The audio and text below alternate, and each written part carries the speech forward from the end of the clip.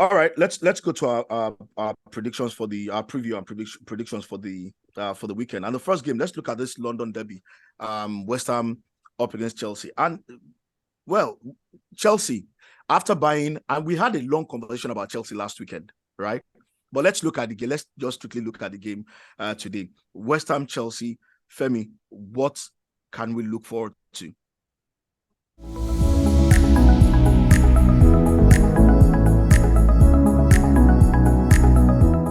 Well, I think West Ham, they're starting to come around little by little, and they've added a few things in the window, and they've kept Rice, the club captain, Declan. So I think that's going to be key for them. Well, Chelsea want him, so I think he'll be putting in a performance against them. But also the club need points. So Chelsea are not going to meet a club or a set of players not willing to run. David Moyes always gets the best out of those guys. So I think you would find them running hard against Chelsea. Now, Chelsea, of course, have some green shoots of recovery as well. Um, they've spent the most money anyone can ever imagine in one single window. They could have bought two football clubs with all that money. Sometimes you just wonder. But overall, I suppose when it comes to the nitty-gritty of it, West Ham have a very competent team. And I think they'll give Chelsea a lot of problems. I do not see Chelsea winning it, especially with it being at the London Stadium. Maybe a draw.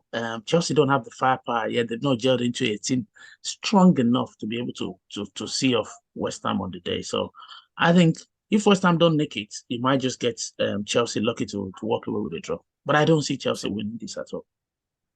So are you predicting a draw? I am, yeah. Most likely, I think it will end with a 1-1 draw. All right, 1-1 draw.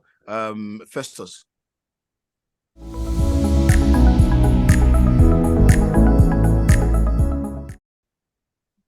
And before Festus speaks, in the words of a famous friend, you say 1-1 goalless draw. So Okay, for me, first of all, I want to apologize to West Ham last week when I predicted a drawing against them. They actually shocked me by their resilience, and I think from what they did last week, I think they will continue in that momentum. I think they're beginning to find their rhythm a bit. I this match in the London Stadium, I don't see Chelsea winning this. Chelsea is still trying to build a team. They're still trying to get their best 11, and I don't think this will go in favor of Chelsea. Now, if you look at their win probability, clearly they are giving it to Chelsea for 42% and West Ham 29%, maybe based on where they are on the league table. But if you look at their head-to-head also, Chelsea has a 4-win against 1 win to West Ham in the last 5 matches played, Premiership matches they've played. Let's come back to this match. With the form of Chelsea, I know they've bought a whole lot of players. The coach is still trying to unravel who will, be his first 11 and those that will be permanent in the squad. With that, I know they are not yet settled and they will still have those problems, and I think West Ham will capitalize on that, and I want to give this a slight win to West Ham. I think it will end like a 1-0 victory for West Ham against Chelsea because West Ham is playing at home. Eddie.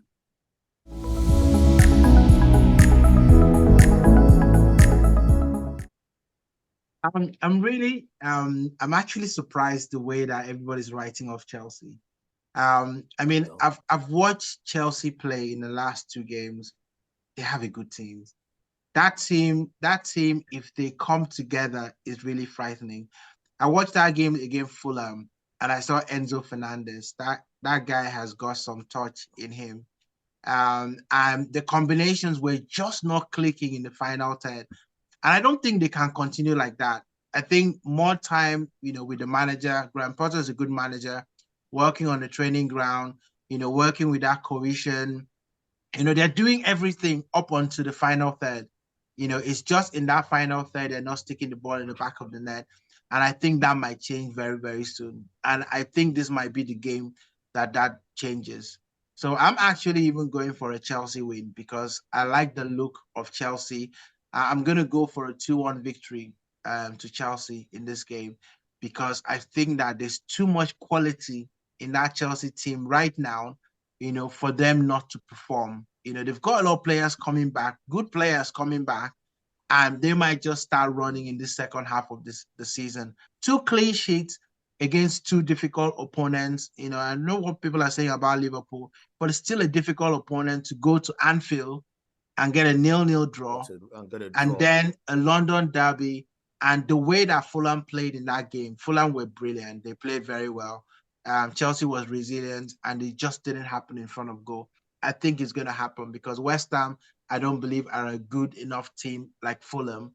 And so I think Chelsea will score 2 goals in this game. So I'm going for a 2-1 victory to Chelsea.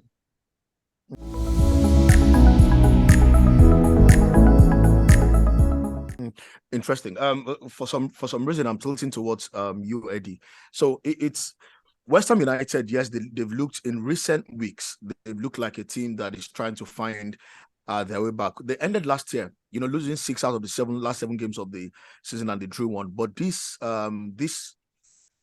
in the new year, the 6 games they've played, they've actually been able to win 2 of about 6 games they've also played this part of the year, this end of the year as well. But against Chelsea, and we have to be careful to look at Chelsea and what they are putting together right now. Yes, have they turned to a good team yet? No, they haven't. But are they showing signs yet? I think they are.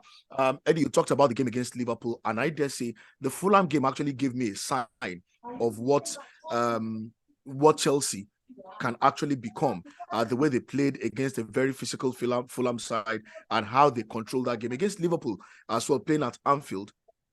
Anything could have happened in that game. It's just a matter of time for them to get that midfield pairing right, and once they're able to find that pairing, now in the last 2 games they found a way not to concede. In the last 3 games they've not conceded any goals, but they are still not scoring enough. They've only scored 1 in 3, but had 3 clean sheets. And I think against West Ham United, there will be goals in the game, but Chelsea will just have too much intelligence in that side that will hurt West Ham United. West Ham United are going to rely on the likes of Ogbonna, they're going to rely on the likes of Ogbonna and co at the back, and Modric.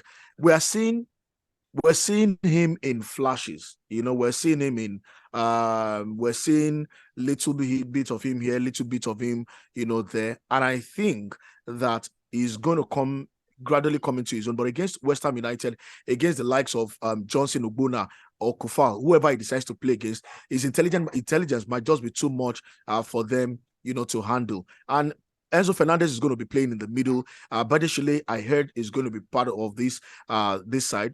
That guy is gradually doing a job, at the back for them. So I think Chelsea might just nick this one, and I won't be surprised to see a 2-1 victory, for Chelsea in that game. So that's about that for West Ham and Chelsea. So Leeds United, Manchester United, that draw in midweek could encourage Leeds to think that they can take on Manchester United and get a result, especially in the absence of Casemiro. Let me start with you, Festus.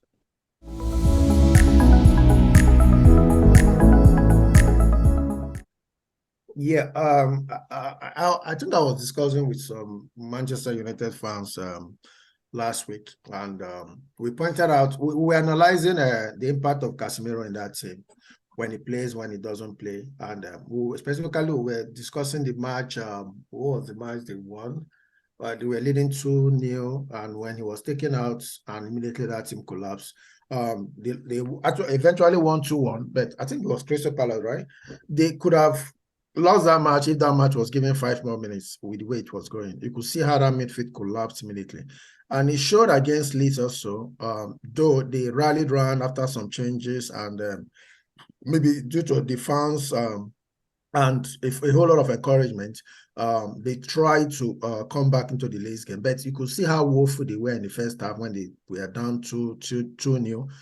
When Casemiro is not playing in that team is a total. You see a different team from when he's playing. When he's playing, you see a fantastic Man U that could go anywhere and really match anything. But when he's not playing, you see you don't know what to expect. You could see a team that will be so woeful that you virtually you start wondering if this is Man U, or you could see an average team. So in the first half, they were woeful. In the second half, they were just average, And that we encourage Leeds. They know there is a major person missing in that team. And they know that, because they were so fast, they're passing, and they matched Man U pace for pace. All the tackles, they were winning most of the 50-50 tackles. So if they could play that kind of the way they played at Man U, I think they will need this, especially with the absence of Casemiro. For me, I will give this match to Leeds. I think Leeds will win 1-0. Eddie, why are you laughing? Let him laugh. They almost lost in their home, so I think they will lose away this time around.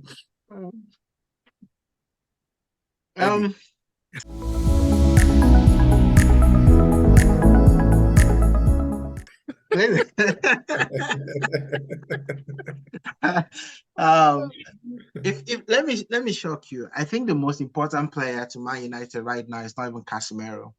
It's Marcus Rashford. Rashford is the straw that stirs the drink right now.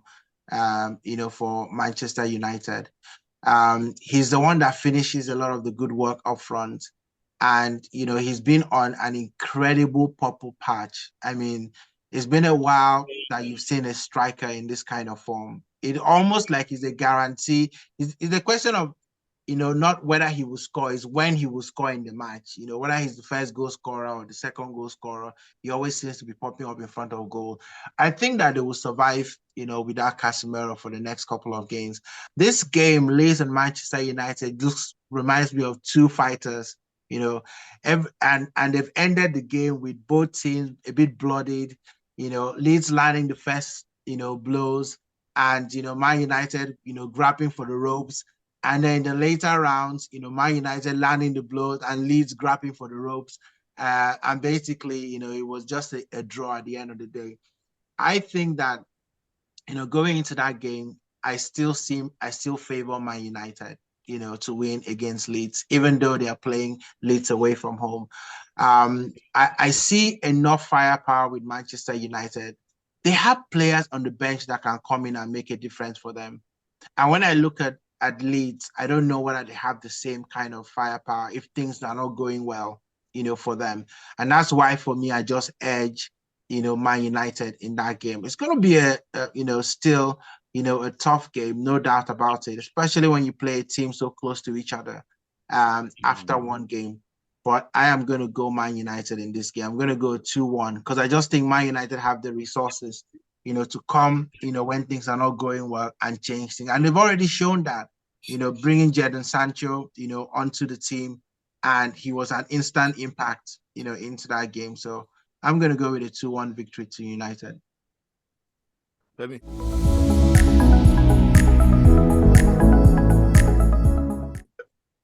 Well, I don't know what Eddie is saying, but this same Leeds just went to Old Trafford and got 2 goals in the opening, one in the first half, one in the opening minutes of the second half of the game. Not to his feet, he's going to be firing, he's going to be pushing them back. Leeds are playing like a team on fire. So, they have no manager per se. So it's all about everybody starting fresh again. So at home, I think the fans would definitely get on top of them, make them push a little harder. And that draw at Old Trafford would give them extra confidence, knowing that they can do something. So, and I think most times your results come from your belief system, isn't it? And if that draw doesn't strengthen their belief system, I don't know what else can. Going to Old Trafford, something many teams have not managed this season. So back at home, Leeds are very strong. The fans will be rooting for them. I can't see United winning it. Now, United capable, yes, they have, but Casemiro's red card is 3 games because it was a straight red card. So they're going to suffer again. So again, I agree that Rashford can be the goal scorer, but also you need to keep him out at the back and not keeping out goals at the back. Let them to not winning that game. If they had scored 2 goals and not considered as many as 2, they would have won last night. So I think I see a draw again. Leeds definitely coming out with a 1-1 draw. Well, Kelly, permit me to just chip in something for Eddie before you just give me a minute.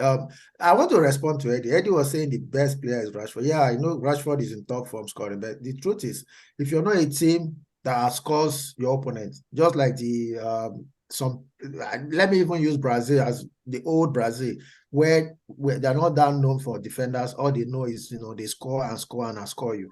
If you're not a team that scores your opponent, irrespective of whatever they score, you will always score and still lose.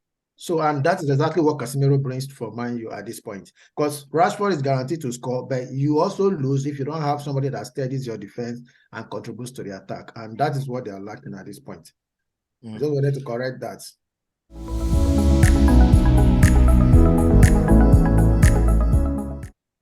All right. So I don't see any other way the match is going to go against Manchester United. I think United will win this one, and it's very simple. Leeds United they just fired their manager. Everything looked rosy because there's the temporary manager in place. A lot of the players don't know their fate. They still don't know who the new manager is going to be. So everybody's fighting to stay relevant so that when the new manager steps up, they will be relevant to whatever is going on there. But beyond all this trying to be relevant and everything, you look at the quality in the side. Yes, Casemiro is out of that team, but has it diminished the team in any way? Yes, it has, because Casemiro gives them a balance in midfield that they're able to build their attack on. And I said something over time that Rashford is not a bad player.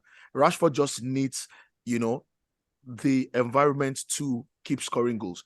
Fortunately for him, before Eriksen's injury, he was scoring goals.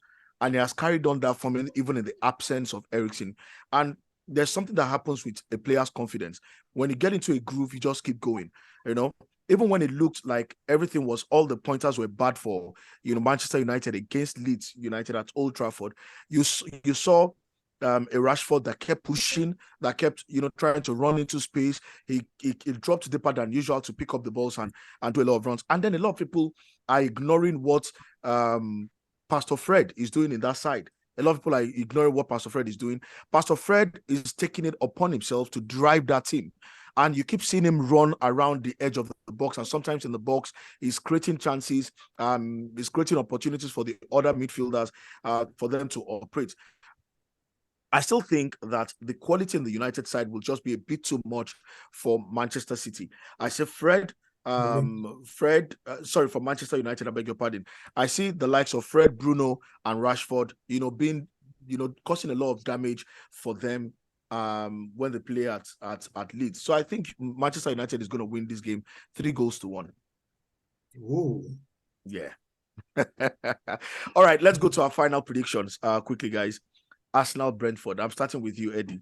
Arsenal-Brentford. What can we possibly expect from an Arteta that doesn't know what he's doing? Eddie, what was that Eddie's Eddie Nketiah song again?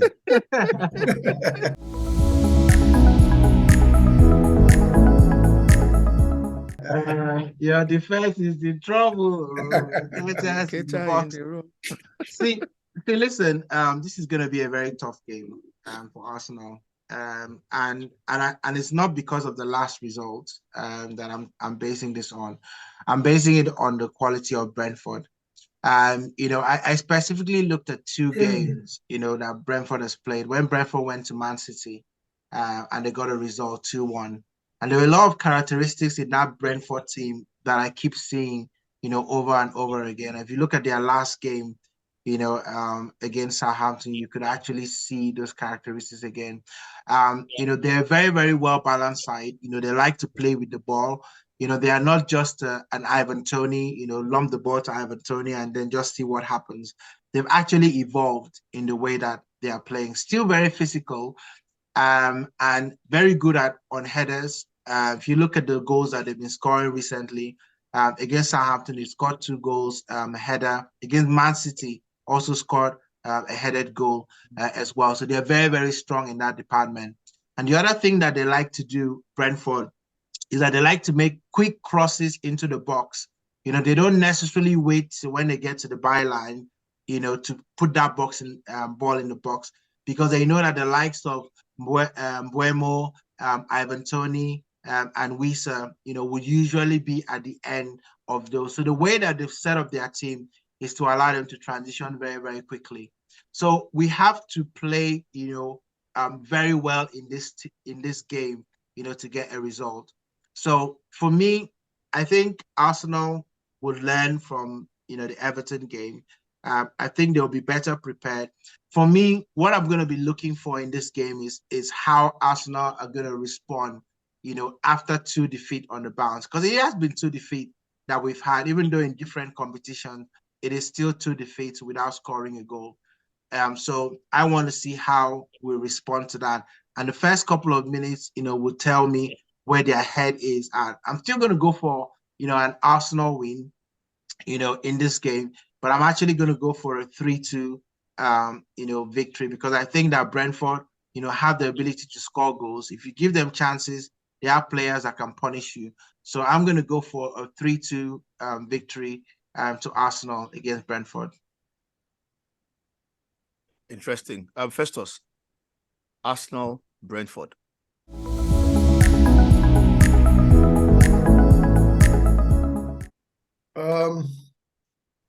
I'm surprised with 3-2. Oh my God. Okay, let me shock you, Eddie. I know you're looking at their form now, and that is why you're predicting this.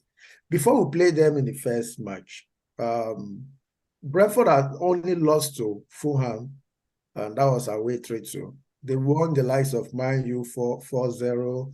I think they beat Liverpool, if I'm not mistaken, before we met them. They beat the likes of Leeds 5-2, and when we met them, and we decided to trash them 3-0 in their home. The point I'm making here is that at that time by the time when we played them, they were in top form. In fact, nobody had predicted that match to go the way it went. We dominated them, we had played them, and we had scored them, and we did so well. And even the coach at that point said Arsenal is no joke this season because nobody expected that. So currently, they are doing well, they are playing well, and people have started looking at, this match is going to be tough, this match is, is going to be tight, and I believe that is why you're predicting 3-2. But I don't see this going any other way than an Arsenal win, and Arsenal winning well. Because even when you look at the bookmakers are giving Arsenal 69% to win, and Brentford 12%. This gives you the story also of what I'm trying to say. If you look at our past result, apart from that 2-0 victory they had against us during the 2020-2021 season, we played. I think that was our first match we played when we were still unsettled that they won 2-0. Brentford has not won. They've not won against Arsenal since our inception of us meeting in the Premiership. They've not. The 4 times we played against them, we won 3 times, and that was the only win against Arsenal.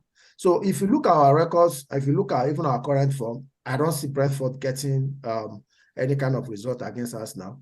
So for me, I'm giving this match to Arsenal, and with our form and the fact that we're going to bounce back against the Everton loss, the guys they've learned their lesson.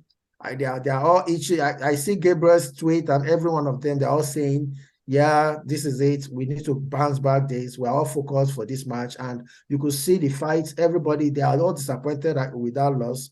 And they all want to get back to the winning way. So, and being at the Emirates, where we've not lost this season, I know clearly, definitely, we're winning this match. And I give this match the minimum. Let's even assume they score 1, based on the Tony factor and these guys. I think it will end minimum 3-1.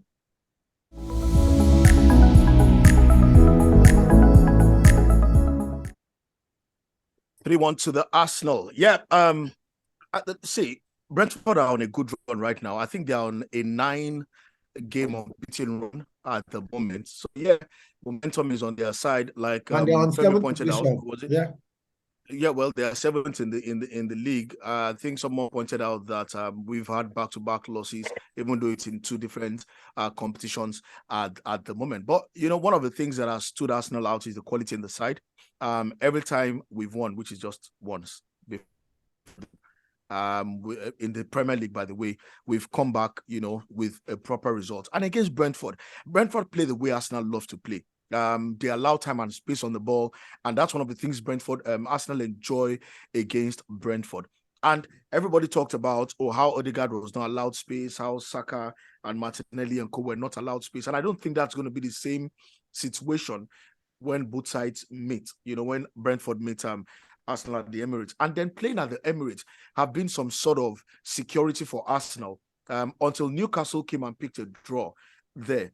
Everybody who's come to Arsenal since I think May has lost the game, and it's become a fortress in some ways, right? So all this said, I look at Arsenal and I look at Brentford, I beg your pardon, and I think Arsenal have all it takes to nick this one, and I see Arsenal winning this one. It's not going to be as easy as Festus is trying to make it look, but I think Arsenal will probably win this one 3-1, and I think Arsenal will win it 3 goals. But you predicted the same results. It's not going to be the same. I'm asking you a question. Why is everybody looking at the fact that? So I predicted the same result. You should be predicting 3-2 or 4-3. If it's not going to be that easy. He said it will be easier than everybody. No, you can win 3-1 and it won't be easy. You can win 3-1 and you struggle to score goals. You beat the person very well. There is no other way around that. United beat Arsenal 3-1 at Old Trafford. It was not easy. 3-1 is beaten. No, it's not beaten. Femi, we're going to ask a question before we do our fantasy prediction.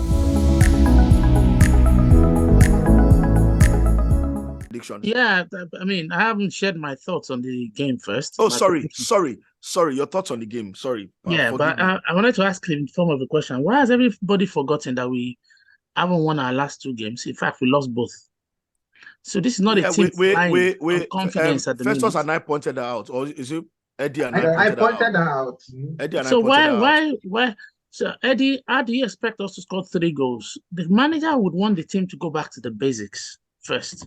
And when you do that, it means keeping the ball, using it through the back line, and working your way through the opposition little by little, being patient and trying to get your confidence back, getting the fans on side, which of course means you can't go gung-ho like you used to because the team is fragile at the minute. Their confidence is not at the highest level.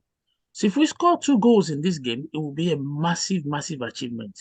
Now, are we susceptible to conceding? Yes, we are, because we conceded in the last 2 games. The only advantage we have is we've got the safety of the Emirates, but we're not going in there with that incredible confidence we had previously. So I think we might nick a 1-0 here because Roya is an absolutely brilliant goalkeeper. He's not one to concede many. That defense line know what they're doing. Every one of them, they know their job. They've not lost in 9 games or so. 8 clean sheets. I see more of, if we nick this, maybe 1-0. If they score first and we get a draw, 1-1, but we'll be lucky to get away with a 2-1. I can't see us scoring past 2 goals. We'll be back here on Monday or so to talk about it. But I don't see 2 goals from that Arsenal team at the minute. Against Brentford. Femi, where against Brentford, where I would tell you to just go back again and look at is, I don't think Arteta is going to make them play any different way. They're going to push Brentford from the start of the whistle. That high press is going to be there from the start of the whistle. You talk about confidence, and apart from Eddie, who thought the team was rubbish against Everton, the team didn't think they were rubbish. Yeah, they were just unlucky. Yep. Right, and they're going to come back here. And it's an opportunity. So your confidence is linked to your results. So, do you agree? No, not all the time. No, it's not all the time. Not all the time. You could be playing well, you're not winning, but clearly you're still playing well. Beyond we start showing. Yeah. Beyond that, Arsenal has had. We'll be back here, and I'll tell you that Arsenal has had a season that let's move on to fantasy tips. Hold on. We've all 3 goals each. Let's see if Arsenal score. How many goals did you predict, Femi? Maximum 2 from Arsenal. I don't see. What's your score line? Give us your score line. So my heart says 1-0. No, we don't want. We want what my you are head saying. says 2-1. We want what you are saying. What is your prediction? I'm going to go 2-1. 2-1.